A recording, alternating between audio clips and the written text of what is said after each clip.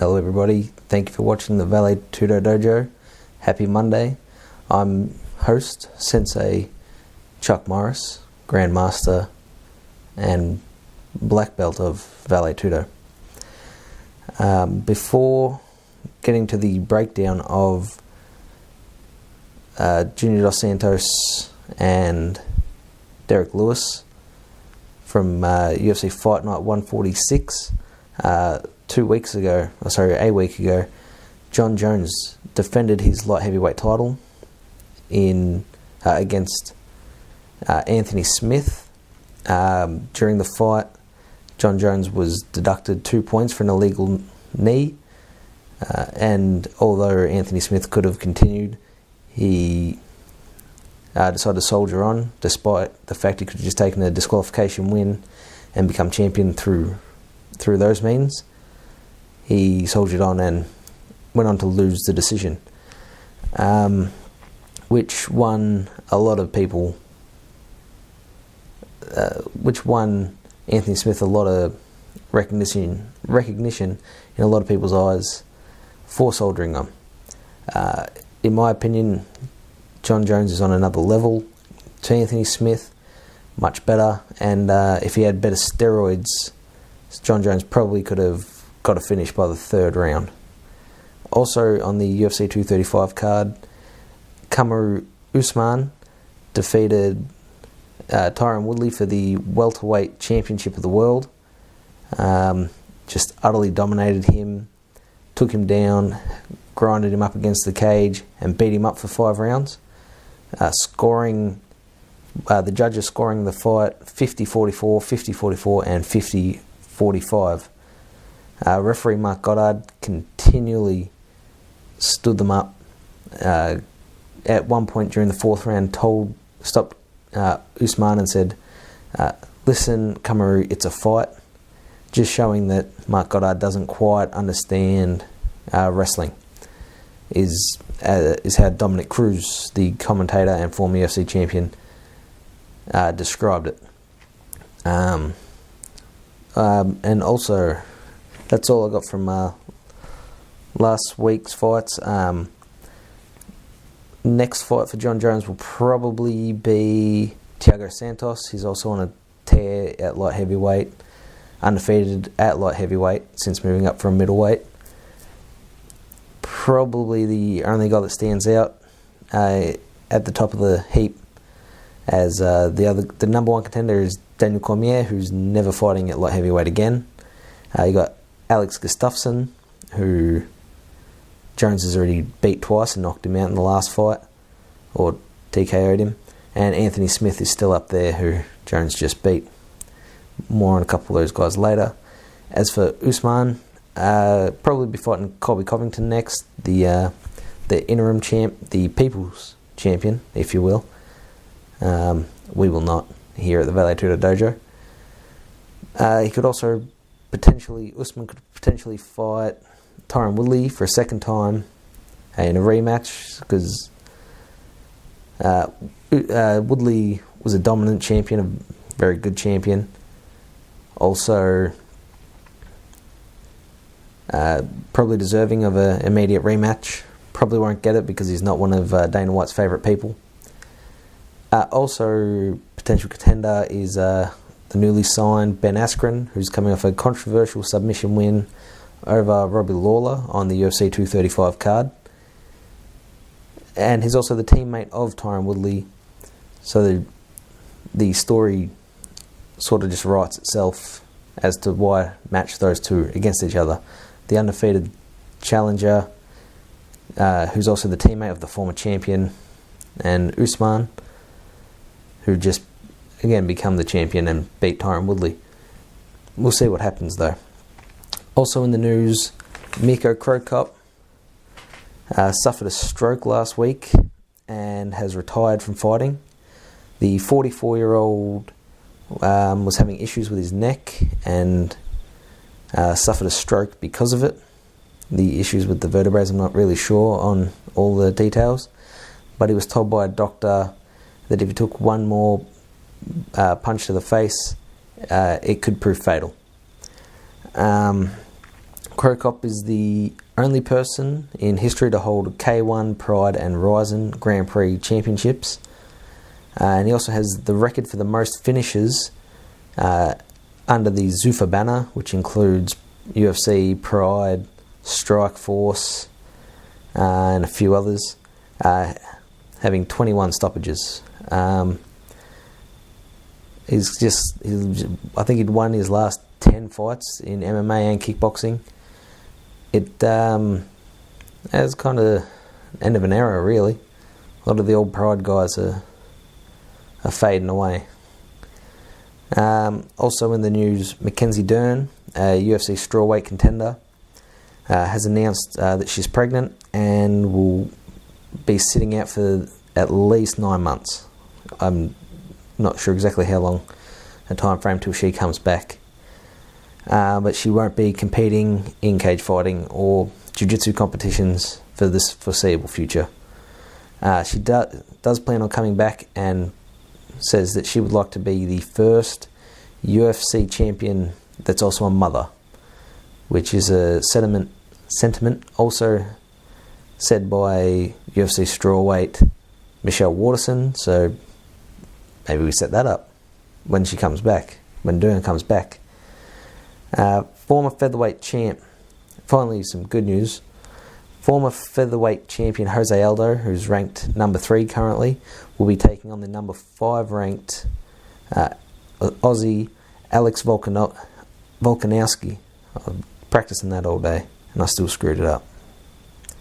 Aldo is coming off of 2 TKO wins over the always tough Jeremy Stevens and most recently Renato Moicano. Volkanovski is also coming off a TKO win over probably the toughest challenge of his career so far in Chad Mendes, former title challenger Chad Mendes. And Volkanovski is currently riding a 16-fight win streak. They're going to fight at UFC 237 on May 11th in Rio de Janeiro.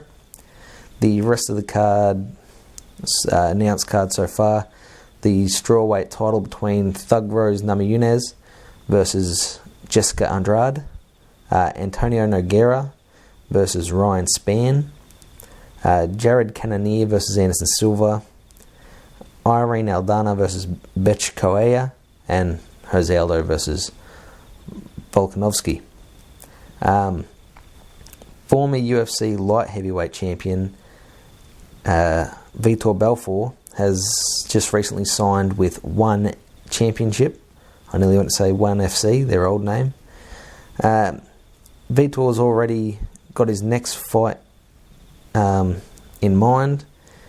Vitor, he issued a challenge to former boxing great Roy Jones Jr. to a special rules boxing match, which would include fighting inside the clinch.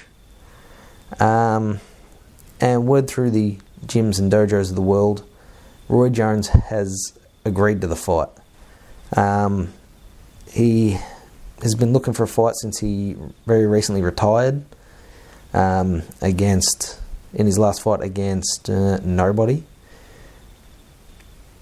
Nobody knows who he fought. Jones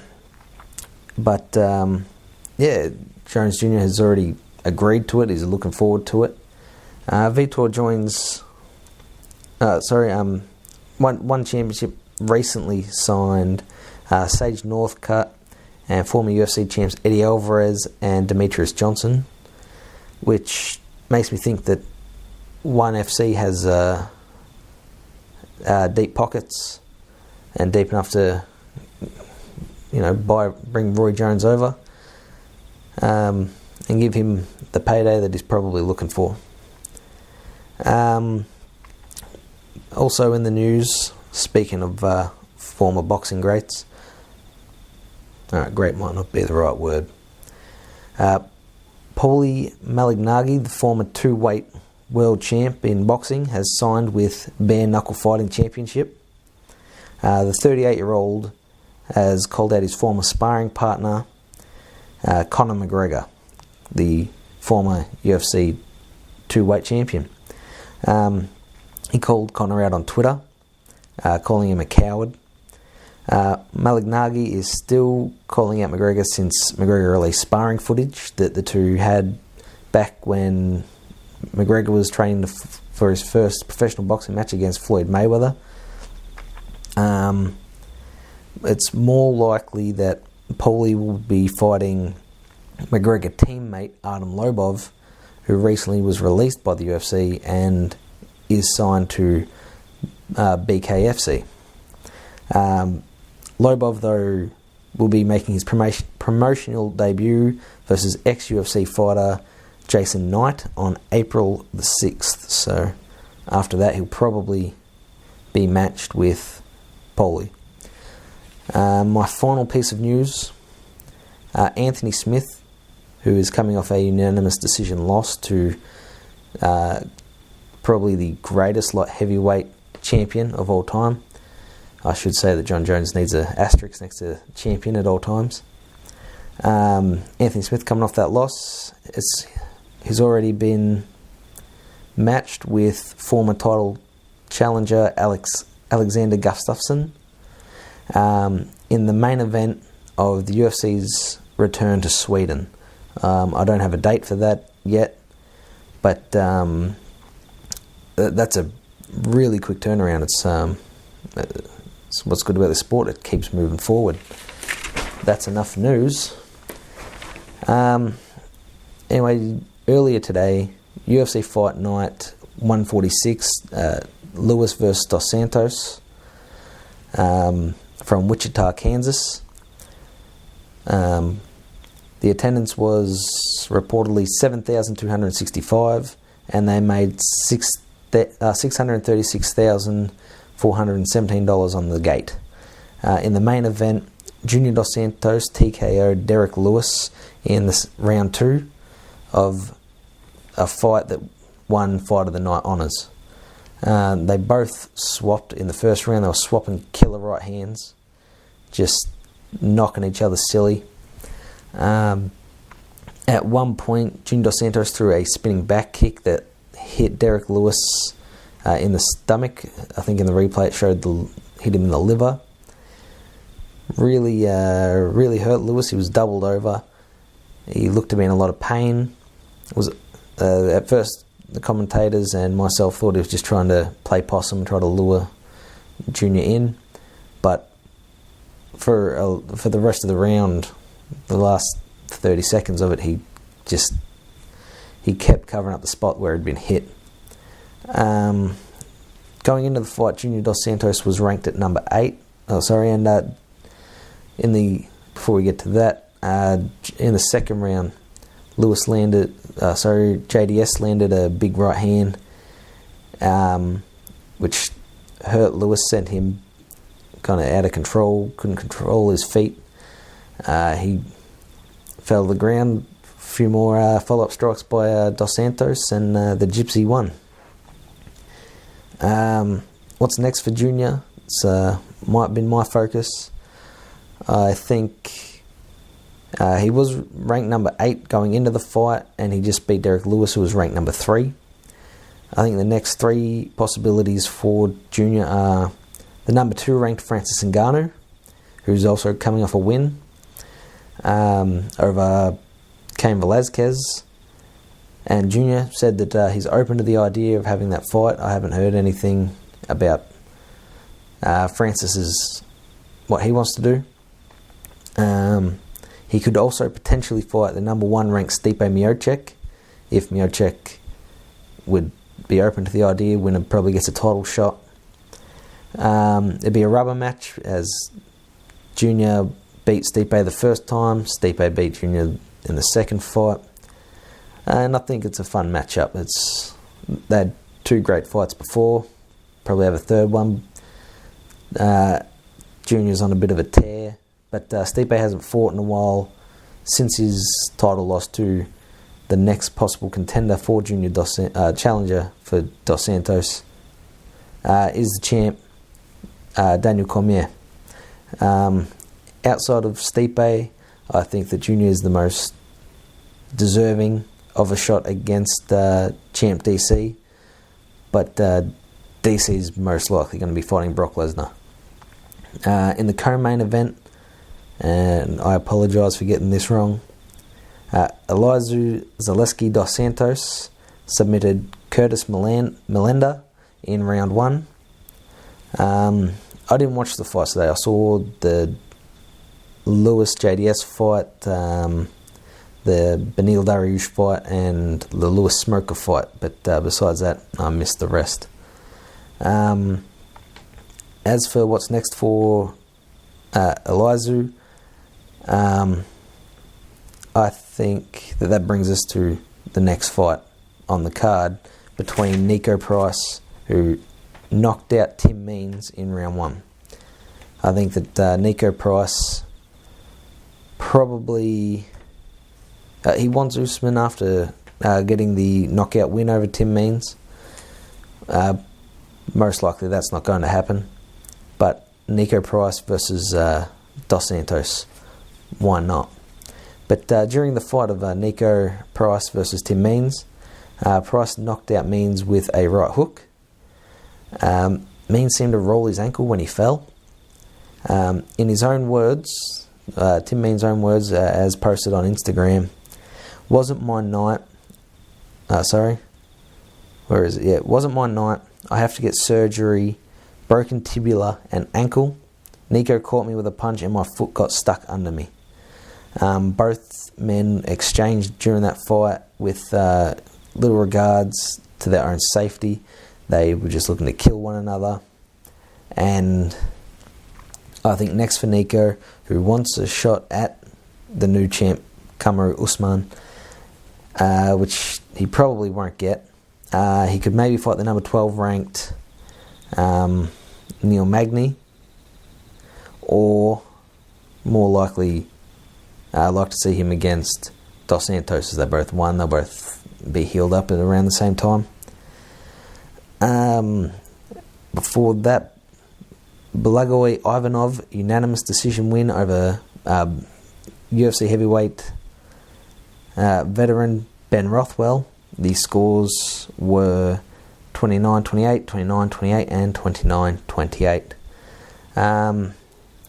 Going into the fight, Ivanov was ranked 15th. Rothwell was unranked. I think next for Ivanov, number 14 ranked Andrei Arlovski, former UFC champ. Could be a fun fight. Or possibly number 12 ranked Aussie Tai Tuivasa. Each guy could, with the right promotion behind them, either Ivanov or Tuivasa, you can build them up into the next contender. Beneil Dariush submitted Drew Dober in round 2. Dober won round 1 with his striking. He just really beat up Dariush, who said after the fight, "I'm so happy I didn't go out, get knocked unconscious." Because a few times it did look close. But then the second round, after dropping Dariush, Dober wound up on bottom and was just out-grappled by Dariush. It was an awkward armbar that Dariush caught Dober in. But as for what's next for Beneil, I don't know who's out there, but he's probably not ready for top 15 yet. I think the number 15 rank is maybe Charles Oliveira, but that might be featherweight. And number 14 ranked is Nate Diaz, which is the fight he's not getting anytime soon. So I don't know what's next for him. And finally, Omari Akhmedov won a decision over Tim Boetsch. All three judges scoring the fight 30-27. Going into the fight, Tim Boetsch was already contemplating retirement, which meant that a week ago I already knew who was going to win this fight. Usually when a fighter starts talking about retirement, they don't win their next fight. Like Carlos Condit, for example. And what's next for Omari? Boach is always a tough competitor and always been a great test for anyone, but is a victory over Boach worth giving someone a shot at the top 15? That's the question. I'm not too sure on the answer, but if he was to fight, maybe give Omari a shot versus the 14th ranked middleweight Elias Theodorou, if Theodorou doesn't have a fight coming up.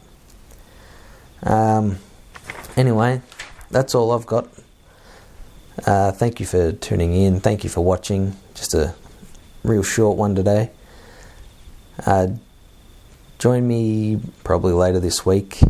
I should bring up that this video was supposed to be uploaded and finished a few days in advance before the fights, but unfortunately, and this is true, Tony Ferguson was here and he kept tripping over the cables. I was very worried about his knee. He kept tripping over my cables back here behind the camera and just kept deleting everything. We couldn't get anything ready, so blame Tony Ferguson. Anyway, I've been please check out the Facebook page, the Instagram. All the links will be in the description of the video.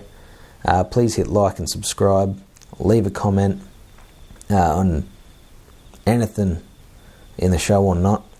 And I think that's it.